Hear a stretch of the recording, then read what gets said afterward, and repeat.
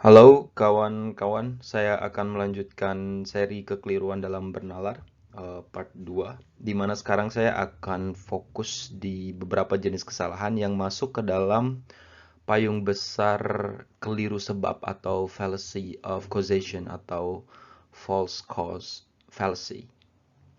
Kita akan mulai dengan sebuah pernyataan yang sering sekali disebutkan, yaitu bahwa korelasi tidak berarti kausasi.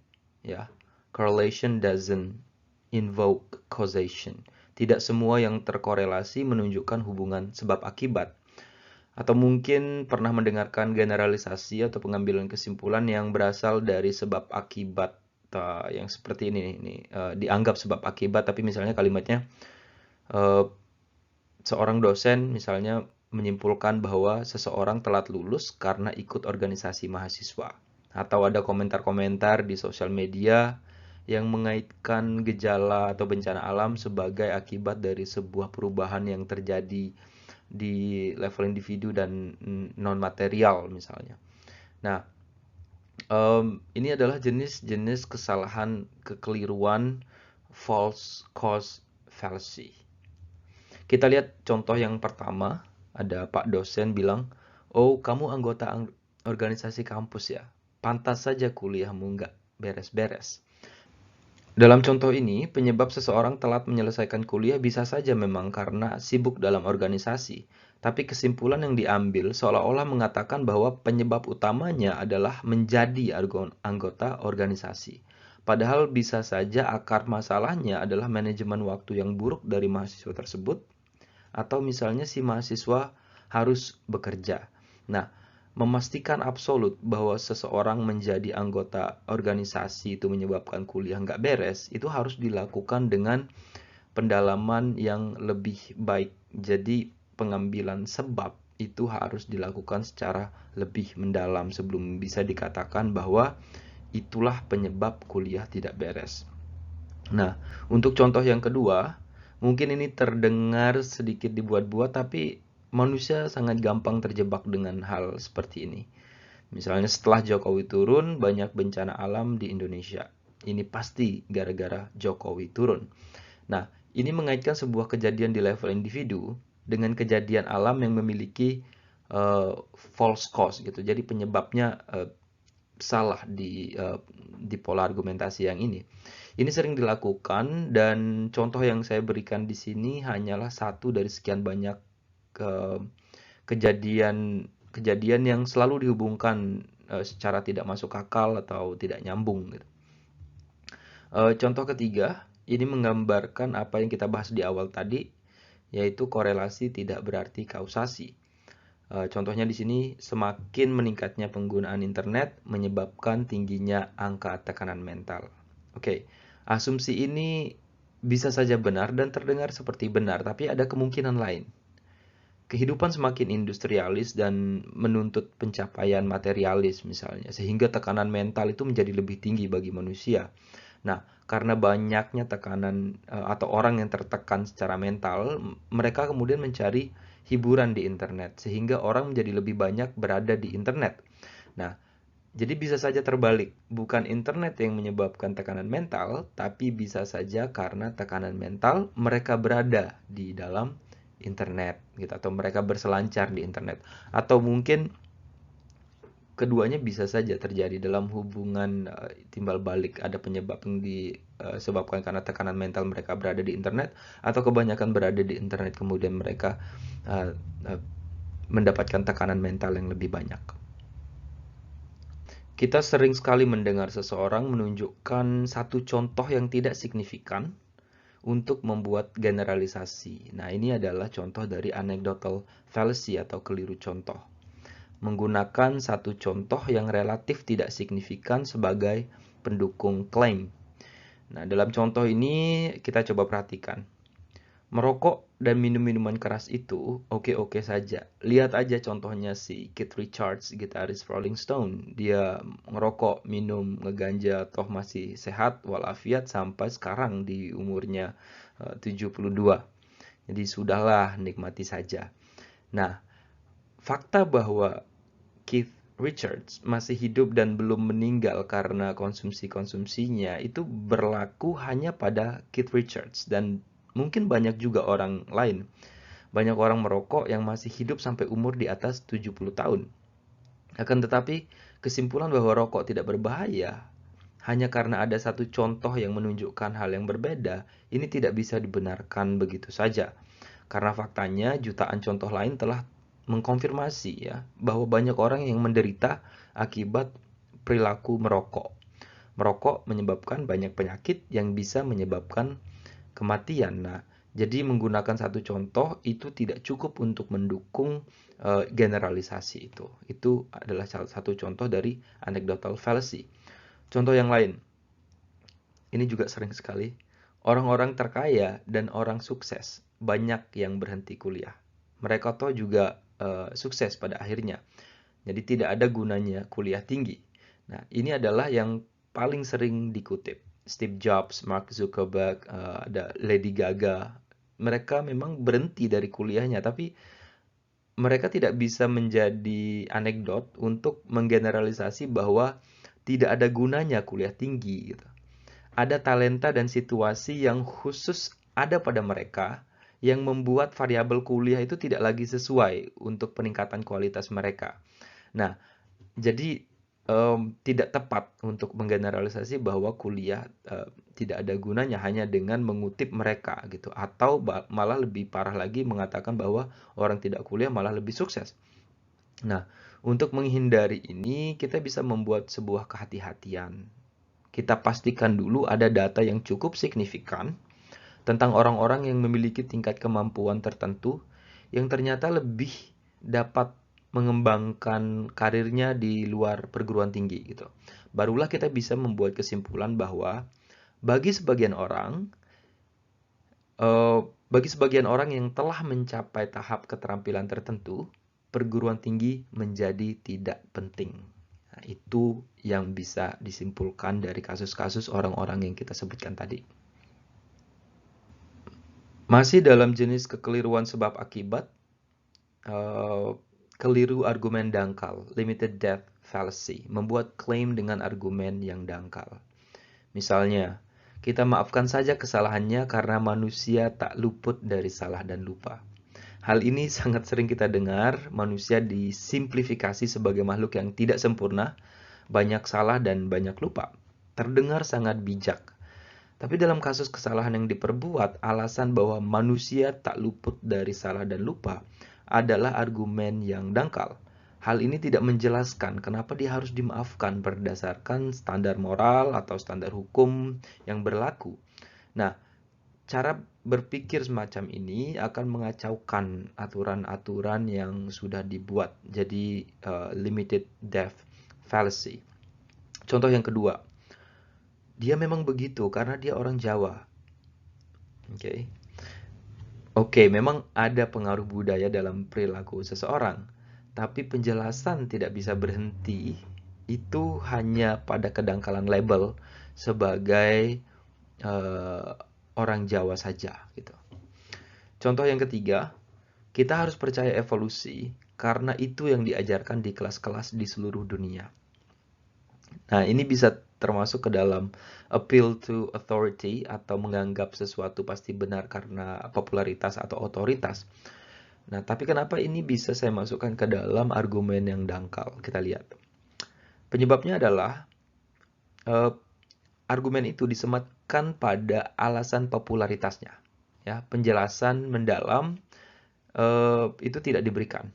Ya, jadi sebenarnya yang harus dilakukan adalah kita harus menjelaskan secara mendalam dulu kenapa evolusi itu diajarkan di kelas dan tidak hanya mengatakan bahwa itu harus dipercayai karena diajarkan di kelas-kelas di seluruh dunia.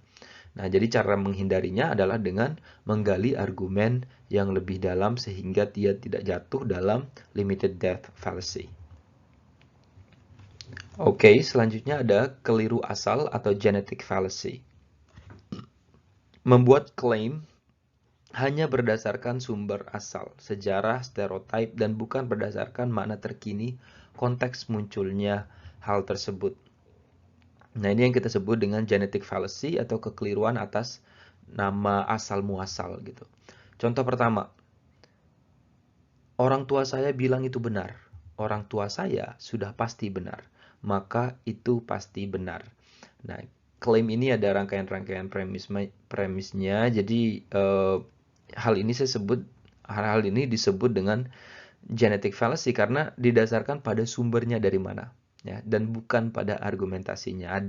Ada leap of faith, ada lompatan keyakinan yang dilakukan di situ bahwa orang tua pasti benar. Nah, ini sama dengan ketika mengatakan itu benar karena saya bilang itu benar gitu, ya. Jadi ya dipastikan dulu apakah orang tuanya pasti benar. Dalam sisi argumentasi harus dibuktikan dulu. Jadi bukan hanya karena sumbernya dari orang tua maka sesuatu itu benar. Ini harus ditentang atau diluruskan terlebih dahulu. Contoh yang lain, jangan mempercayai media karena media itu memang bias dan tidak bisa dipercaya. Oke, kita tanya dulu, apa asumsi awalnya, apa asumsi muasalnya? Nah, media selalu dianggap bias. Kita udah sering mendengarkan hal ini, seolah-olah tidak ada yang bisa dipercayai dari media, tidak ada yang bisa dipercayai dari berita. Ya, jadi seharusnya kalimatnya dapat diubah menjadi lebih tepat. Jangan percaya media karena media sering memunculkan berita yang tidak sesuai dengan fakta yang ada, sehingga tidak bisa dipercaya. Nah, ini ada nuansa yang diberikan di situ sehingga kita bisa punya ruang untuk membuktikannya. Tidak hanya mengatakan bahwa kalau dari media udah pasti salah karena kita selalu menganggap media itu salah gitu. Dalam contoh yang ketiga, ada kondisi asal muasal yang diasumsikan, ya. Ide kenaikan pajak itu pasti adalah permainan karena berasal dari pemerintah yang tidak peduli rakyat kecil. Nah, kondisi asalnya apa? Ini diasumsikan bahwa pemerintah selalu tidak peduli dengan rakyat kecil, ya, karena kita sering mendengar wacana seperti itu dari pihak oposisi misalnya. Sehingga apapun yang dilakukan itu adalah wujud ketidakpedulian, selalu dicurigai. Ide kenaikan pajak selalu dianggap permainan karena tidak peduli dengan rakyat kecil. Ya, nah jadi seharusnya apa yang harusnya dilakukan? Ide kenaikan pajak itu dilihat dulu dalam kaitannya dengan perhitungan-perhitungan yang bisa diketahui melalui metode-metode berpikir, ya, dalam hal ini ekonomi. Apakah kenaikan pajak untuk orang kaya ini benar adanya untuk peningkatan dan uh, distribusi kemakmuran misalnya, ya. Jadi kenaikan pajak itu dilihat dulu sebelum kita langsung menghakimi sumber siapa yang berbicara. Nah, ini adalah bentuk dari genetic fallacy. Yang ini juga sangat-sangat umum terjadi, menganggap klaim salah karena klaim tersebut sulit untuk dipahami. Personal incredulity fallacy atau keliru ketidakmampuan pribadi atau ketidakmauan pribadi. Misalnya di sini, bagaimana mungkin manusia memiliki nenek moyang yang sama dengan monyet? Sangat sulit dipahami. Oke. Tidak mungkin, sangat sulit untuk saya pahami dan saya terima. Nah, argumentasi ini didasarkan pada kesulitan yang dialami oleh pribadi tersebut yang tidak bisa mengikuti secara runtut atau secara runut mengapa sebuah organisme memiliki akar evolusi yang sama dengan organisme lain. Ya, hal ini secara umum bisa kita pahami ya sebagai sesuatu yang sering terjadi mungkin karena keterbatasan. Tapi ini tidak bisa diterima sebagai pendukung argumen ketika dia mengatakan bagian di situ tidak mungkin, ya. Nah, jadi tidak mungkin itu adalah sebuah penghakiman absolut, ketidakmungkinan. Nah, seharusnya sebuah argumen itu seharusnya dibantah. Seharusnya bisa dibantah kalau misalnya dia sudah mengetahui maksud dan definisi dari argumen awal. Jadi kalau misalnya dia belum tahu, dia tidak punya hak. Seseorang tidak punya hak untuk mengkritik sesuatu yang belum dia ketahui maknanya secara mendalam. Jadi kita harus mengetahui dulu, baru kemudian kita bisa menentang argumen atas sesuatu. Nah, contoh kedua, di situ contohnya itu pasti tidak benar karena itu bertentangan dengan apa yang saya tahu. Oke, ini persis seperti yang tadi, mendasarkan pada pengetahuan yang sudah ada dalam pribadi orang tersebut. Jadi ketika sebuah keyakinan itu misalnya tidak bisa diubah lagi, ya, tidak ada bukti yang bisa membuktikannya, maka itu bisa termasuk ke dalam personal incredulity fallacy. Jadi salah seorang Sam Harris misalnya sering mengatakan, bukti apa yang kamu bisa berikan kepada seseorang yang tidak pernah menghargai bukti? Atau logika apa yang bisa kamu berikan kepada seseorang yang tidak menghargai logika, katanya. Jadi mungkin itu bisa dijadikan sebagai penjelasan dari personal incredulity fallacy. Nah, keliru data sepihak atau the Texas sharpshooter fallacy. Yang ini sering terjadi dalam statistik, mengambil satu bagian kecil dari data yang sebenarnya banyak dan mengklaim bahwa data itu adalah pembenar dari klaimnya. Ya. Texas sharpshooter ini berasal dari istilah ketika seseorang menembak secara acak, lalu mengklaim bahwa tembakan acaknya tadi itu sebenarnya telah dia sasar atau dia ukur. Ya. Kekeliruan ini contohnya nih. 3 pendukung utama calon nomor urut 1 adalah para tokoh bangsa yang memang sudah tak diragukan kiprah dan kecerdasannya. Berarti calon nomor urut 1 merupakan pilihan terbaik. Nah, fokus potensi kekeliruan dalam kalimat ini adalah mengklaim data 3 orang tokoh bangsa di satu sisi, ya, merupakan pembenar terhadap superioritas dari calon nomor 1. Padahal di sisi lain, ada puluhan tokoh bangsa lain yang tidak mendukung calon tersebut, atau bahkan mendukung pasangan lain. Nah, kelompok data ini yang tadi disebutkan 3 itu dimunculkan. Tapi dia tidak memunculkan puluhan data lain yang bisa dimunculkan untuk memperlemah klaim gitu. Ya, jadi ini bentuk dari statistik yang dilakukan, ada semacam penyembunyian di situ, ya. Selanjutnya, contoh kedua, ketika diperdengarkan musik dari India, kecambah mengalami pertumbuhan yang pesat. Ya, sering ya penelitian kecambah. Musik India pasti adalah musik yang paling superior. Ini sering terjadi. Padahal ada data lain. Ternyata musik Turki, musik Arab, musik abad pertengahan itu juga menunjukkan hal yang sama. Tapi yang membuat klaim itu tidak mau mengungkap data yang lain karena itu akan memperlemah klaimnya, ya. Jadi pengambilan kesimpulan di situ didasarkan pada contoh yang sudah diseleksi. Oke. Jadi Texas sharpshooter fallacy. Oke, selanjutnya appeal to emotion. Ini adalah membuat klaim dengan mengedepankan aspek emosional untuk membuat orang lain mendukung argumentasinya tanpa mengadres isu itu sendiri. Ya.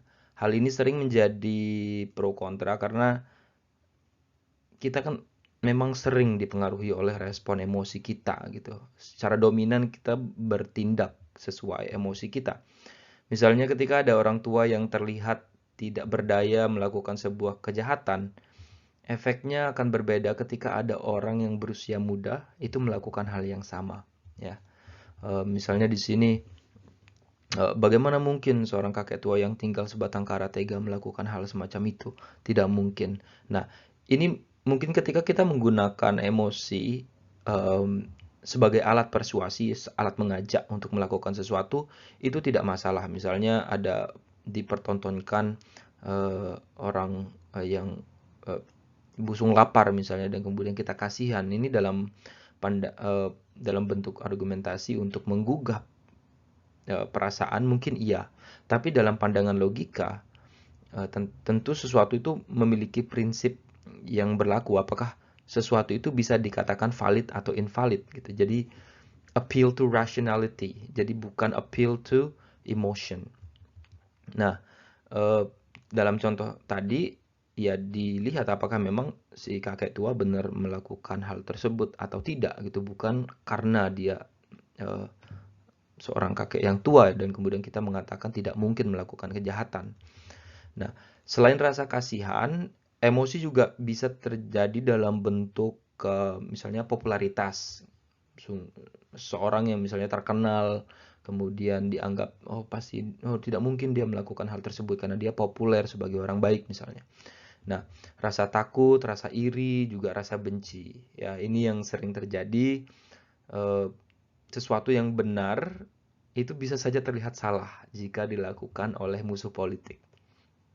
Misalnya, relokasi sekelompok warga di bantaran sungai akan terlihat sangat salah, ya, meski itu untuk menyelamatkan lebih banyak orang dari bencana banjir, ya, jika dilakukan oleh pihak yang Anda benci, misalnya.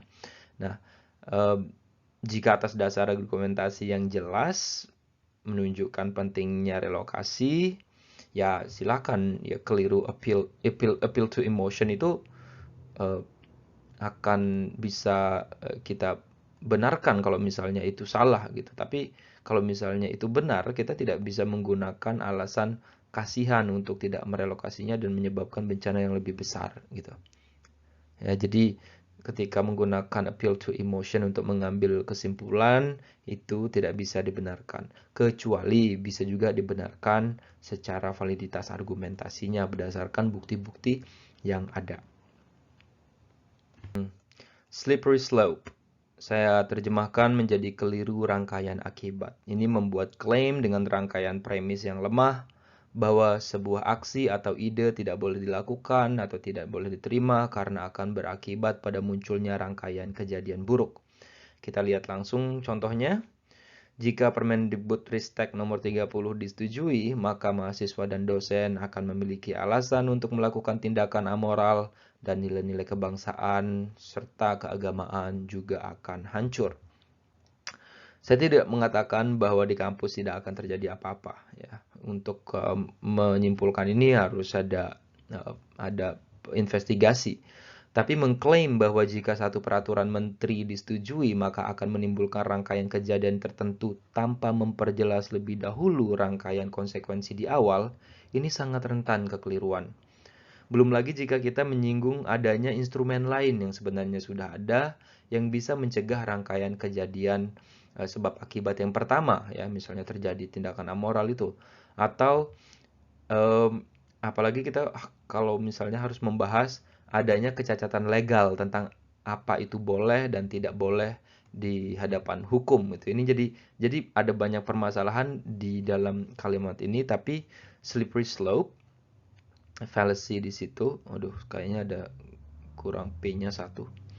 Jadi ini ada rangkaian premis yang seharusnya dibuktikan dulu yang pertama gitu sebelum kita masuk ke dalam rangkaian-rangkaian yang lain gitu. Dibuktikan dulu jika Permendikbudristek nomor 30 disetujui, maka mahasiswa dan dosen akan memiliki alasan untuk melakukan tindakan amoral. Ini dulu di dalamnya argumentasinya dengan apa yang sudah saya sampaikan tentang adanya peraturan yang lain tadi, baru kemudian kita masuk ke dalam rangkaian apakah itu berarti nilai-nilai kebangsaan dan keagamaan juga akan hancur. Nah, jadi rangkaian slippery slope fallacy itu juga harus dilihat rangkaian-rangkaiannya. Atau misalnya kalau kita misalnya ada yang bilang kalau kita membiarkan anak umur 19 tahun membeli minuman keras, nanti akan diikuti oleh 17 tahun, diikuti oleh 15 tahun, dan semuanya akan jatuh ke dalam kerusakan dan kehancuran. Nah, itu adalah slippery slope juga, karena harus dibuktikan terlebih dahulu yang pertama apakah usia 19 itu mempunyai perbedaan dengan usia 15 tahun di bidang di kemungkinan mereka membeli alkohol misalnya. Oke, jadi kita sudah membahas beberapa jenis fallacy of causes atau causation fallacy atau keliru sebab. Ada banyak lagi contoh yang lainnya seperti yang saya sampaikan di part 1 bahwa ada ratusan jenis kekeliruan berlogika dan false cause fallacy itu banyak sekali jenisnya. Misalnya pernah mungkin ada yang mendengar post hoc ergo propter hoc ya. Misalnya apa yang terjadi sebelumnya bukan berarti itu merupakan penyebab dari apa yang terjadi selanjutnya. Bisa aja mereka kebetulan berada dalam satu rangkaian dan lain-lainnya. Tapi itu tidak saya banyak sampaikan di sini karena sudah bisa termasuk ke dalam rangkaian-rangkaian yang lain. Nah, jadi untuk menutup part 2 ini, semoga kita bisa berargumentasi dengan lebih sehat dan meningkatkan kualitas wacana publik kita, tidak hanya dari kita netizen yang sering berkomentar di sosial media, tapi juga dari pemimpin-pemimpin kita yang berwacana di panggung politik sana. Terima kasih dan sampai ketemu lagi di part-part selanjutnya.